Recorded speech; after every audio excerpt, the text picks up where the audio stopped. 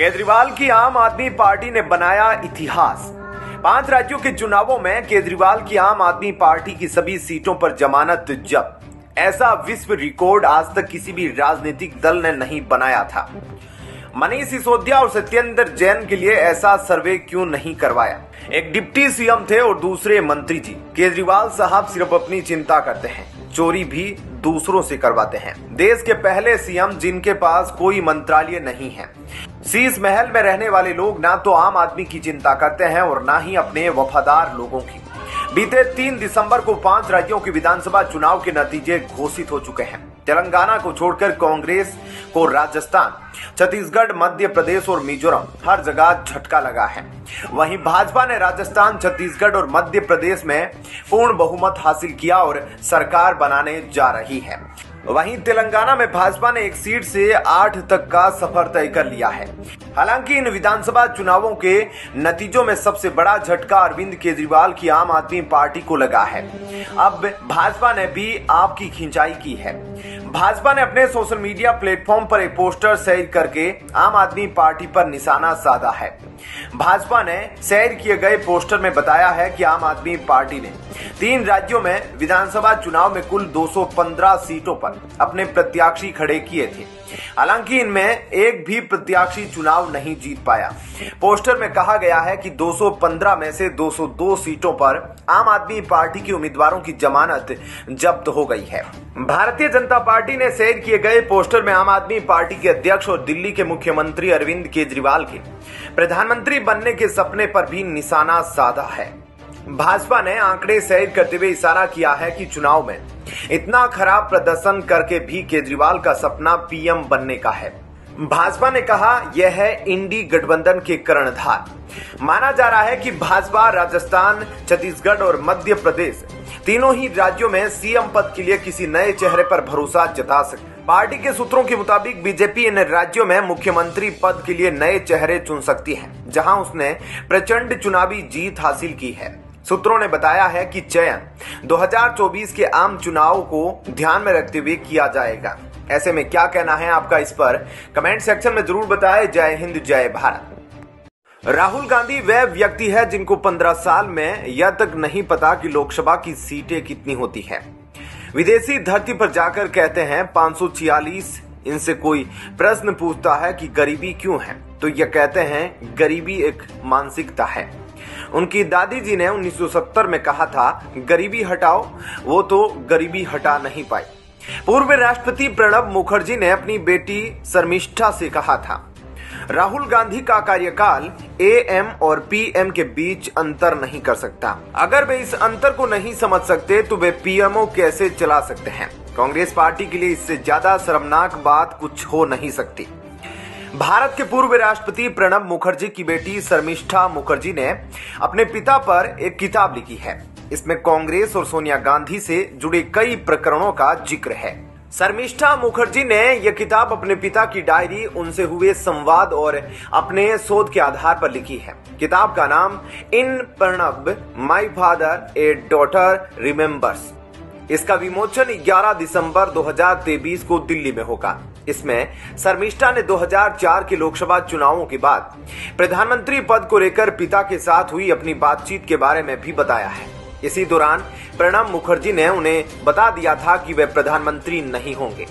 शर्मिष्ठा ने किताब में सोनिया गांधी और प्रणब के बीच के रिश्ते, राहुल गांधी को लेकर उनके विचार और देश के राजनीतिक माहौल पर उनके विचारों को लेकर लिखा है। गौरतलब है कि प्रणब मुखर्जी कांग्रेस के वरिष्ठतम नेताओं में से एक थे। वे रक्षा, वित्त और विदेश जैसे महत्वपूर्ण मंत्रालय संभाल चुके थे। वे 2012 से लेकर 2017 तक देश के राष्ट्रपति भी रहे थे। प्रणब मुखर्जी का निधन अगस्त 2020 में हो गया था। 2004 के आम चुनावों में एनडीए की हार के बाद कांग्रेस नेता सोनिया गांधी से प्रधानमंत्री बनने की अपील कर रहे थे, लेकिन विपक्ष के विरोध के चलते सोनिया को खुद इस दौड़ से बाहर होने के लिए मजबूर होना पड़ा था। इसके बाद कांग्रेस के तब के वरिष्ठ नेता प्रणब मुखर्जी और मनमोहन सिंह में से किसी के प्रधानमंत्री बनने की खबरें तैरने लगी थी। आज तक के अनुसार शर्मिष्ठा ने इस विषय पर किताब में लिखा है, इस पद के लिए शीर्ष दावेदारों के रूप में डॉक्टर मनमोहन सिंह और प्रणब मुखर्जी के नामों पर चर्चा हो रही थी। मुझे कुछ दिनों तक बाबा से मिलने का मौका नहीं मिला क्योंकि वे बहुत व्यस्त थे, लेकिन मैंने उनसे फोन पर बात की। मैंने उनसे उत्साहित होकर पूछा कि क्या वे पीएम बनने जा रहे हैं। उनका दो टूक जवाब था, नहीं, वे मुझे पीएम नहीं बनाएगी, वे मनमोहन सिंह होंगे। उन्होंने आगे कहा, लेकिन उन्हें जल्द इसकी घोषणा करनी चाहिए। यह अनिश्चितता देश के लिए अच्छी नहीं है। प्रधानमंत्री बनने को लेकर प्रणब मुखर्जी से उनकी बेटी ने प्रश्न पूछा था कि क्या वे देश का प्रधानमंत्री बनना चाहते हैं। इसके जवाब में प्रणब मुखर्जी ने कहा था, बेशक मैं प्रधानमंत्री बनना चाहूंगा। किसी भी योग्य राजनेता की यह महत्वाकांक्षा होती है, लेकिन सिर्फ इसलिए कि मैं इसे चाहता हूं। इसका मतलब यह नहीं कि वह मुझे मिल जाए। ऐसे में क्या कहना है आपका इस पर कमेंट सेक्शन में जरूर बताएं। जय हिंद, जय भारत। आम आदमी पार्टी के विधायक और दिल्ली सरकार में मंत्री रहे राजेंद्र पाल गौतम ने हिंदू धर्म और हिंदू मंदिरों के विरुद्ध एक बार फिर जहर उगला है। राजेंद्र पाल का कहना है कि मंदिरों में जाने पर लोगों की हत्या होती है और बहन बेटियों की इज्जत लूटी जाती है। उनका यह वीडियो अब सोशल मीडिया पर वायरल है। दिल्ली सीमापुरी विधानसभा क्षेत्र से विधायक राजेंद्र पाल गौतम इस वीडियो में कहते हुए दिखते हैं, आप ऐसी चीजों में भरोसा मत करो जो आपको नुकसान पहुंचाती हो। आप एक बात बताइए, अगर कहीं मंदिर में जाने से हमारे लोगों की हत्या होती हो, अगर मूर्ति छू लेने से हमारे युवाओं की हत्या हो गई हो, तो आप ऐसी जगह क्यों जाते हो जहां आपका अपमान हो। आगे राजेंद्र पाल गौतम इस वीडियो में कहते हैं, जहां आपकी बहन बेटी की इज्जत लूटी जाए, जहां आपका कत्ल कर दिया जाए, जहां अपमान हो, वहां जाना बंद कर दो। राजेंद्र गौतम के लगभग 30 सेकंड के इस वीडियो पर प्रश्न उठ रहे हैं। जानकारी के अनुसार यह वीडियो हरियाणा के सोनीपत जिले का है, जहां वह लहराड़ा गांव में कार्यक्रम में शामिल हुए थे। भाजपा प्रवक्ता गौरव भाटिया ने इस पर प्रश्न उठाया है कि आखिर खुद को कट्टर हनुमान भक्त बताने वाले दिल्ली के मुख्यमंत्री अरविंद केजरीवाल राजेंद्र पाल गौतम को अपनी पार्टी से निष्कासित क्यों नहीं कर रहे हैं, जो कि लगातार हिंदुओं के खिलाफ जहर उगलते आए हैं। हालांकि यह कोई पहली बार नहीं है कि राजेंद्र पाल गौतम ने हिंदू धर्म पर विवादित बयान दिया हो या हिंदू धर्म का अपमान किया हो। इससे पहले वे कई मौकों पर ऐसा ही कर चुके हैं। अक्टूबर 2022 में एक हिंदू विरोधी कार्यक्रम में शामिल होने के कारण उन्हें दिल्ली सरकार के मंत्री पद से भी हाथ धोना पड़ा था। अक्टूबर 2022 में आप नेता ने झंडेवालान में आयोजित जिस कार्यक्रम में शामिल हुए, उसमें 10,000 हिंदुओं का धर्मांतरण हुआ था। शपथ में कहते सुना गया था, मैं इस बात को नहीं मानता और न ही मानूंगा कि भगवान बुद्ध विष्णु के अवतार थे। मैं इसे केवल पागलपन और झूठा प्रचार मानता हूँ। मैं श्राद्ध नहीं करूंगा और न ही पिंडदान करूंगा। भगवा वस्त्र पहने हुए व्यक्ति ने इस शपथ को दिलाते हुए कहा था, मैं ब्राह्मणों द्वारा किसी भी समारोह को करने की अनुमति नहीं दूंगा। मैं हिंदू धर्म का त्याग करता हूं, जो मानवता के लिए हानिकारक और उनके विकास में बाधक है, क्योंकि यह असमानता पर आधारित है। मैं बौद्ध धर्म को अपना धर्म स्वीकार करता हूं। कार्यक्रम के दौरान आपके मंत्री राजेंद्र पाल गौतम इन विवादास्पद लाइनों को दोहराते हुए और उस व्यक्ति के साथ मंच साझा करते हुए दिखाई देते हैं। उनके इस वीडियो के कारण केजरीवाल को गुजरात में काफी विरोध झेलना पड़ा था। राजेंद्र पाल गौतम ने इसके पश्चात इस्तीफा दिया था। नवंबर 2022 में राजेंद्र पाल गौतम ने भारत में हिंदुओं को अल्पसंख्यक बनाने को लेकर भी बयान दिया था। प्रोपेगेंडा पोर्टल द वायर की एंकर आरफा खान शेरवानी के साथ के इंटरव्यू में राजेंद्र पाल ने कहा था, इस देश के 110 करोड़ लोग अनुसूचित जाति जनजाति समाज से हैं। वो सभी 5-6 वर्षों में बौद्ध धर्म अपना लेंगे। उसके बाद देखते हैं कि कौन बहुसंख्यक होता है। जनवरी 2023 में एक कार्यक्रम में राजेंद्र पाल ने श्री रामचरितमानस पर भी विवादित बयान दिया था। इसका वीडियो वायरल हुआ था। इस वीडियो में वे कहते दिखाई देते हैं, क्या रामचरितमानस में नहीं लिखा कि ढोल, गंवार, शूद्र, पशु, नारी ये सब ताड़न के अधिकारी? वो व्याख्या कर रहे हैं कि ताड़न का मतलब देखना है, जबकि क्लियर है कि ताड़न का मतलब पीटना है। यदि इसका मतलब देखना ही है तो क्या नारी को घूरना चाहिए, क्या पीटना चाहिए? आपके धर्मशास्त्र हमें इंसान का दर्जा देने को तैयार नहीं। राजेंद्र पाल गौतम लगातार ऐसे कार्यक्रमों में भाग ले रहे हैं जहां हिंदू धर्म, मंदिरों और ग्रंथों के विरुद्ध अपमानजनक बातें की जाती है। अब मंदिरों में बलात्कार और हत्या वाले वीडियो को लेकर भी प्रश्न उठ रहे हैं, लेकिन आम आदमी पार्टी के मुखिया केजरीवाल या पार्टी की तरफ से कोई स्पष्टीकरण नहीं सामने आया है। राजेंद्र पाल गौतम ने भी अब तक इस बयान पर माफी नहीं मांगी है। क्या कहना है आपका इस पर? जय हिंद जय। क्या केजरीवाल गिरफ्तारी के बाद इस्तीफा देना चाहिए या जेल से ही सरकार चलानी चाहिए? यह वो अहम सवाल है जिसका जवाब जानने के लिए और अरविंद केजरीवाल के समर्थन में लोगों को एकजुट करने के लिए आम आदमी पार्टी ने दिल्ली में घर घर दस्तक देने का फैसला लिया है। इसे लेकर सोशल मीडिया पर भी चर्चा हो रही है। कईयों का कहना है कि अरविंद केजरीवाल गिरफ्तारी से बचना चाहते हैं, इसलिए आम आदमी पार्टी इस तरह का अभियान चला रही है। पार्टी ने शुक्रवार 1 दिसंबर से मैं भी केजरीवाल सिग्नेचर कैंपेन की शुरुआत की है। पहले चरण में यह अभियान 20 दिसंबर तक चलाया जाएगा। इस अभियान में आम आदमी पार्टी के विधायक, मंत्री, पार्षद और सभी पदाधिकारी दिल्ली के सभी 2600 पोलिंग स्टेशन को कवर करेंगे। अभियान का दूसरा चरण 21 से 24 दिसंबर तक चलेगा, जिसमें जनसंवाद कार्यक्रम होंगे और इस तरह के सवालों को भी उसमें उठाया जाएगा। फिलहाल पार्टी के कई बड़े नेताओं के खिलाफ ईडी और सीबीआई की कार्रवाई चल रही है। दिल्ली के कथित शराब घोटाले में केजरीवाल सरकार में उप मुख्यमंत्री रहे मनीष सिसोदिया और सांसद संजय सिंह जेल में हैं। पार्टी के वरिष्ठ नेता सत्येंद्र जैन भी अभी तक जेल से बाहर नहीं आ पाए हैं और अब पार्टी के मुखिया और सीएम अरविंद केजरीवाल को भी ईडी नोटिस दे चुका है। ऐसे में पार्टी के इस तरह के अभियान के क्या मायने हैं, जैसा सोशल मीडिया पर चर्चा की जा रही है? क्या सच में गिरफ्तारी के डर से आम आदमी पार्टी इस तरह की तैयारी कर रही है? एक और महत्वपूर्ण सवाल यह है कि यह अभियान उसके लिए कितना कारगर साबित हो सकता है। वरिष्ठ पत्रकार हेमंत अत्री इस अभियान को एक रणनीति के तौर पर देखते हैं। वे कहते हैं पार्टी के कई नेताओं के जेल में जाने से अरविंद केजरीवाल दबाव में हैं और ऐसी स्थिति में वे काउंटर ऑफेंसिव की रणनीति पर काम कर रहे हैं। हेमंत अत्री कहते हैं 5 राज्यों में विधानसभा चुनाव नतीजे अगर बीजेपी के पक्ष में नहीं आते हैं तो वो इंडिया गठबंधन के प्रति हमलावर हो सकती है और उनका पहला निशाना अरविंद केजरीवाल होंगे। ऐसे में केजरीवाल इस तरह के अभियान से आक्रामक होने की कोशिश कर रहे हैं ताकि वह पहले से सामने वाले पर दबाव डाल सके।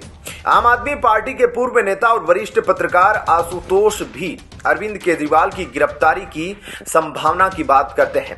वो कहते हैं देश में कभी ऐसा नहीं हुआ कि किसी को जेल हुई हो और उसने जेल से सरकार चलाई हो। जब बिहार के मुख्यमंत्री लालू प्रसाद यादव, तमिलनाडु की मुख्यमंत्री जयललिता और कर्नाटक के मुख्यमंत्री येदियुरप्पा को जेल हुई थी तो उन्हें इस्तीफा देना पड़ा था। आशुतोष कहते हैं यह संवैधानिक नैतिकता का सवाल ज्यादा है और ऐसे में अगर वे गिरफ्तार होते हैं तो उन्हें अपने पद से इस्तीफा देना चाहिए। अगर किसी विपक्षी पार्टी के नेता पर कोई आरोप लगता है तो यह तुरंत उसके इस्तीफे की बात करते हैं और अब जब इन पर बात आई है तो यह जनता के बीच जा रहे हैं। यह सब ड्रामा है, इसका कोई फायदा नहीं होने वाला। वो कहते हैं कि जेल में रहकर सरकार चलाने में कई दूसरी चुनौतियां भी है। हेमंत अत्री कहते हैं अगर क्लास 4 का सरकारी कर्मचारी भी जेल जाता है या पुलिस उसे रिमांड पर लेती है तो 24 घंटे के अंदर वह आधिकारिक तौर पर सस्पेंड हो जाता है। ऐसे में मुख्यमंत्री तो बहुत बड़ा पद है। क्या कहना है आपका इस पर? कमेंट सेक्शन में जरूर बताएं। जय हिंद जय भारत। मध्य प्रदेश, राजस्थान, छत्तीसगढ़, तेलंगाना और मिजोरम की विधानसभा चुनावों के अंतिम परिणामों की घोषणा हो चुकी है। मध्य प्रदेश, राजस्थान और छत्तीसगढ़ में भारतीय जनता पार्टी ने पूर्ण बहुमत से जीत दर्ज की है, जबकि तेलंगाना कांग्रेस के हिस्से में आया है। मिजोरम में नई पार्टी जेपीएम सत्ता में आई है। जिन प्रदेशों में बीजेपी ने जीत दर्ज की है वहां सीधा मुकाबला कांग्रेस से ही रहा। वहीं 2011 का साल था। राजस्थान में अशोक गहलोत के नेतृत्व में कांग्रेस की सरकार चल रही थी। अचानक से भंवरी देवी नाम ने प्रदेश में सियासी तूफान लाकर खड़ा कर दिया। इस प्रकरण ने महिपाल मदेरणा की राजनीति पर ग्रहण लगा दिया। इन्हीं महिपाल मदेरणा की बेटी है दिव्या मदेरणा, जो इस विधानसभा चुनाव में ओसियां के मैदान में परास्त हुई है।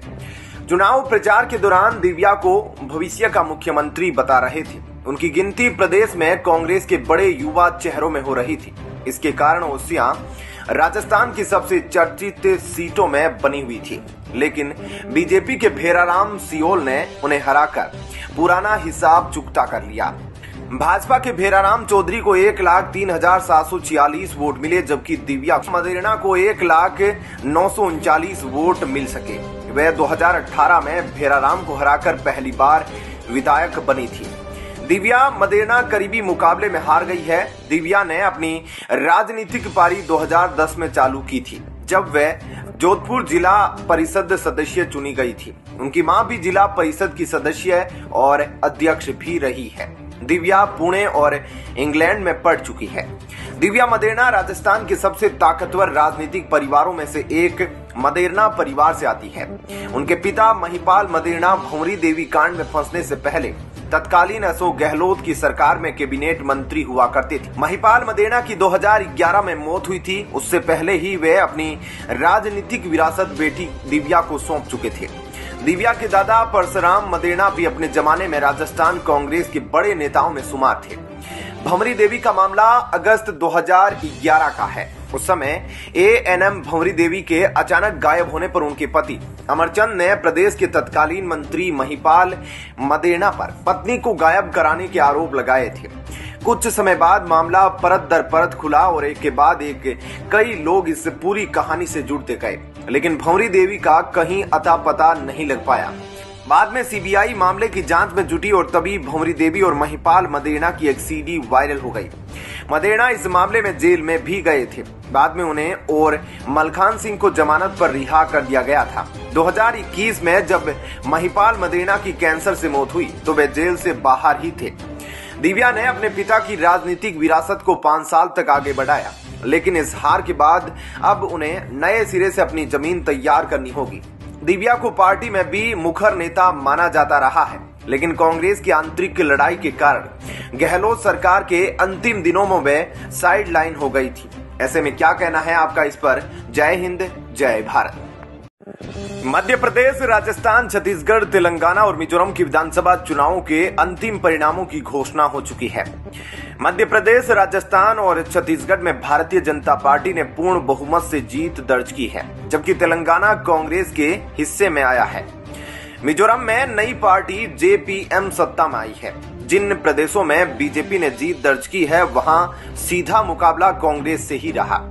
वहीं 2011 का साल था। राजस्थान में अशोक गहलोत के नेतृत्व में कांग्रेस की सरकार चल रही थी। अचानक से भंवरी देवी नाम ने प्रदेश में सियासी तूफान लाकर खड़ा कर दिया। इस प्रकरण ने महिपाल मदेरणा की राजनीति पर ग्रहण लगा दिया। इन्हीं महिपाल मदेरणा की बेटी है दिव्या मदेरणा, जो इस विधानसभा चुनाव में ओसियां के मैदान में परास्त हुई है। चुनाव प्रचार के दौरान दिव्या को भविष्य का मुख्यमंत्री बता रहे थे। उनकी गिनती प्रदेश में कांग्रेस के बड़े युवा चेहरों में हो रही थी।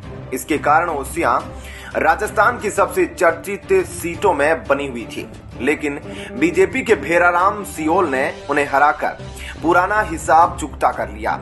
भाजपा के भेराराम चौधरी को 1,03,746 वोट मिले, जबकि दिव्या मदेरणा को 1,09,39 वोट मिल सके। वह 2018 में भेराराम को हराकर पहली बार विधायक बनी थी। दिव्या मदेरणा करीबी मुकाबले में हार गई है। दिव्या ने अपनी राजनीतिक पारी 2010 में चालू की थी, जब वह जोधपुर जिला परिषद सदस्य चुनी गई थी। उनकी मां भी जिला परिषद की सदस्य और अध्यक्ष भी रही है। दिव्या पुणे और इंग्लैंड में पढ़ चुकी है। दिव्या मदेरणा राजस्थान के सबसे ताकतवर राजनीतिक परिवारों में से एक मदेरणा परिवार से आती है। उनके पिता महिपाल मदेरणा भंवरी देवी कांड में फंसने से पहले तत्कालीन अशोक गहलोत की सरकार में कैबिनेट मंत्री हुआ करते थे। महिपाल मदेरणा की 2011 में मौत हुई थी। उससे पहले ही वे अपनी राजनीतिक विरासत बेटी दिव्या को सौंप चुके थे। दिव्या के दादा परशुराम मदेरणा भी अपने जमाने में राजस्थान कांग्रेस के बड़े नेताओं में शुमार थे।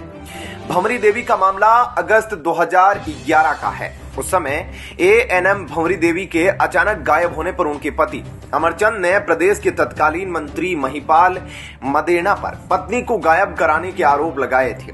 कुछ समय बाद मामला परत दर परत खुला और एक के बाद एक कई लोग इस पूरी कहानी से जुड़ते गए, लेकिन भंवरी देवी का कहीं अता पता नहीं लग पाया।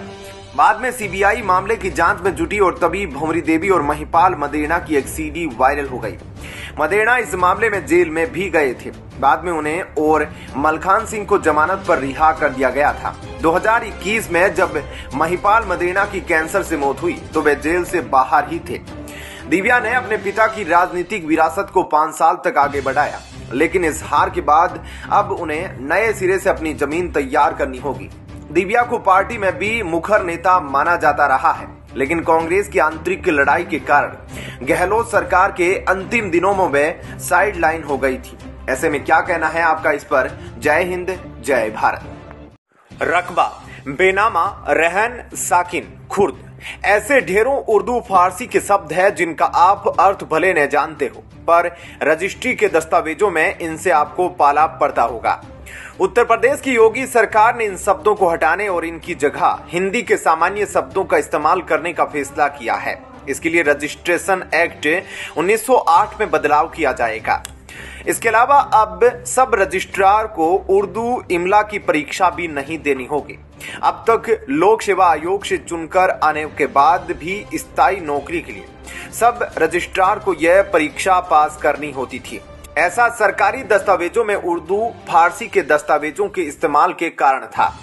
जानकारी के अनुसार योगी सरकार उत्तर प्रदेश में होने वाली रजिस्ट्रियों के लिए वर्ष 1908 में बने रजिस्ट्रेशन एक्ट को बदलने जा रही है। यह कानून अंग्रेजों द्वारा लाया गया था। इस एक्ट के तहत उर्दू फारसी को सरकारी कामकाज में बढ़ावा दिया गया था। इसी कारण से अधिकांश रजिस्ट्रियों में उर्दू और फारसी के काफी शब्द होते हैं। यह शब्द इतने जटिल होते हैं कि आम हिंदी भाषी जनता को समझ नहीं आते हैं। उर्दू फारसी के इस्तेमाल के चलते रजिस्ट्री करने वाले अफसरों को भी इन्हें सीखना पड़ता है। इसके लिए सब रजिस्ट्रार स्तर से भर्ती होने वाले अफसरों को उर्दू इमला की परीक्षा उत्तीर्ण करनी होती है। इन अफसरों को उर्दू इसलिए सिखाई जाती है क्योंकि रजिस्ट्रियों में अभी तक बड़े स्तर पर उर्दू फारसी के शब्दों का इस्तेमाल होता रहा है। इस परीक्षा में अभ्यर्थी उर्दू लिखना, बोलना, व्याकरण और अनुवाद जैसी चीजें सीखते हैं। हालांकि योगी सरकार अब इसे नई टेक्नोलॉजी में बदलने वाली है। उर्दू सीखने की यह अवधि 2 वर्ष होती है और इस दौरान चयनित अभ्यर्थी प्रोबेशन पर रहते हैं। इसके बिना सीखे अभ्यर्थियों को नौकरी स्थायी नहीं दी जाती। योगी सरकार ने निर्णय लिया है कि इस उर्दू की परीक्षा को अब सामान्य कंप्यूटर ज्ञान से बदला जाएगा। इससे अभ्यर्थियों को भी आसानी होगी और साथ ही जनता को सरकारी कागजों की भाषा समझने में आसानी होगी। अभी तहसीलों में होने वाली संपत्तियों की रजिस्ट्रियां, कोर्ट में किए जाने वाले मुकदमों और थानों में लिखी जाने वाली शिकायतों में बड़े स्तर पर फारसी शब्दों का इस्तेमाल होता है। वहीं उत्तर प्रदेश के मुख्यमंत्री योगी आदित्यनाथ अब से थोड़ी ही देर पहले प्रधानमंत्री मोदी से मुलाकात के लिए उनके आवास पहुंचे थे। दोनों नेताओं के बीच 7 लोक कल्याण मार्ग पर हो रही इस मुलाकात को लेकर सियासी गलियारों में काफी चर्चा भी रही। रिपोर्ट्स के मुताबिक उत्तर प्रदेश में लोकसभा चुनावों से पहले मंत्रिमंडल विस्तार हो सकता है और यह मुलाकात उसी कड़ी में हो रही है। बता दें कि यूपी में पिछले विधानसभा चुनावों के बाद से समीकरण काफी बदले हुए हैं और कई नए साथी पार्टी के साथ जुड़े हैं। ऐसे में आने वाले दिनों में योगी का कैबिनेट विस्तार हो सकता है ताकि 2024 के चुनाव से पहले सारे समीकरण सेट हो सके। ऐसे में क्या कहना है आपका इस खबर पर? कमेंट सेक्शन में जरूर बताएं। जय हिंद, जय भारत। राजस्थान के जयपुर में श्री राष्ट्रीय राजपूत करणी सेना के राष्ट्रीय अध्यक्ष सुखदेव सिंह गोगामेड़ी की हत्या के बाद 7 दिसंबर 2023 को उनका अंतिम संस्कार होना तय हुआ। गोगामेड़ी हत्याकांड में पुलिस ने 28 घंटे बाद एफआईआर लिखी। मृतक की पत्नी शीला शेखावत ने यह प्राथमिकी दर्ज करवाई। एफआईआर में शीला शेखावत ने पूर्व मुख्यमंत्री अशोक गहलोत और राजस्थान के डीजीपी का भी नाम लिया। उन्होंने शिकायत में कहा कि इन लोगों को हर जगह से सूचना आ रही थी कि गोगामेड़ी की हत्या की साजिश रची जा रही है, लेकिन फिर भी इन्होंने कोई एक्शन नहीं लिया। शीला शेखावत ने अपना गुस्सा जाहिर करते हुए प्रदर्शनकारियों से मांग की कि जब तक आरोपियों का एनकाउंटर नहीं हो तब तक आप धरने से नहीं हिले। आश्वासन देकर भगाने का प्रयास हो रहा है। उन्होंने अपने पति की हत्या पर कहा, दगा करके शेर को गीदड़ों ने मारा है। इसलिए जब तक हमारी मांगे पूरी नहीं हो जाती, यहाँ से हिलना नहीं है। अगर आंदोलन उग्र करना पड़ा तो वह भी करेंगे। एफआईआर में सुखदेव सिंह की पत्नी ने बताया कि उनके पति की जान को पिछले 2 सालों से लगातार खतरा था। इसे लेकर सुखदेव सिंह ने राज्य के मुख्यमंत्री अशोक गहलोत और पुलिस महानिदेशक सहित कई उच्चाधिकारियों को 24 फरवरी 2023 और 25 मार्च 2023 को पत्र भी लिखा था। एटीएस जयपुर ने भी अतिरिक्त पुलिस महानिदेशक राजस्थान को बताया था कि सुखदेव सिंह गोगामेड़ी को मारने का षड्यंत्र रचा जा रहा है। ऐसे ही पंजाब पुलिस ने भी 14 फरवरी 2023 को डीजीपी राजस्थान को इस संबंध में पत्र लिखकर साजिश की सूचना दी थी, लेकिन इन सब इनपुट्स के बाद भी सुखदेव सिंह को सुरक्षा नहीं दी गई। शीला शेखावत ने इस मामले में आरोपियों के एनकाउंटर की मांग की है। वहीं इस बीच हत्या की जिम्मेदारी लेने वाले गैंगस्टर रोहित गोदारा का कथित तौर पर नया पोस्ट आया है। इसमें उसने हत्या की वजह बताते हुए कहा कि उनका डिस्ट्रीब्यूशन से जुड़े किसी मामले में गोगामेड़ी के साथ विवाद हुआ था, जिसमें उन लोगों को पूर्व सीएम गहलोत के बेटे वैभव ने शामिल कराया था। इस पोस्ट में आरोप है कि गहलोत का बेटा उन लोगों से वसूली का हिस्सा लेता था, जिसके उनके पास सबूत भी है। बता दें कि हत्या को अंजाम देने से पहले आरोपित 5 दिन से करणी सेना अध्यक्ष की रेकी कर रहे थे। इसके बाद ही उन्होंने हत्याकांड को अंजाम दिया। गोली चलाने वाले 2 आरोपियों में एक का नाम रोहित राठौड़ है तो दूसरे का नाम नितिन फौजी। लग्जरी गाड़ियों का शौक रखने वाले रोहित राठौड़ के ऊपर नाबालिग से रेप का केस भी दर्ज है, जिसके कारण वह 5 साल से जेल में था। जमानत मिलने के बाद वह आर्म्स एक्ट में अरेस्ट हुआ। इसके अलावा उस पर मारपीट के भी केस थे। इसी तरह दूसरा शूटर नितिन फौजी था, जो भारतीय सेना में नौकरी करता था। वो इससे हत्या को अंजाम देने के लिए छुट्टी लेकर आया था। इसके बाद 9 नवंबर को गायब हुआ और फिर सीधे 5 दिसंबर को करणी अध्यक्ष को गोली मारते दिखा। ऐसे में क्या कहना है आपका इस खबर पर? कमेंट सेक्शन में जरूर बताएं। जय हिंद, जय भारत।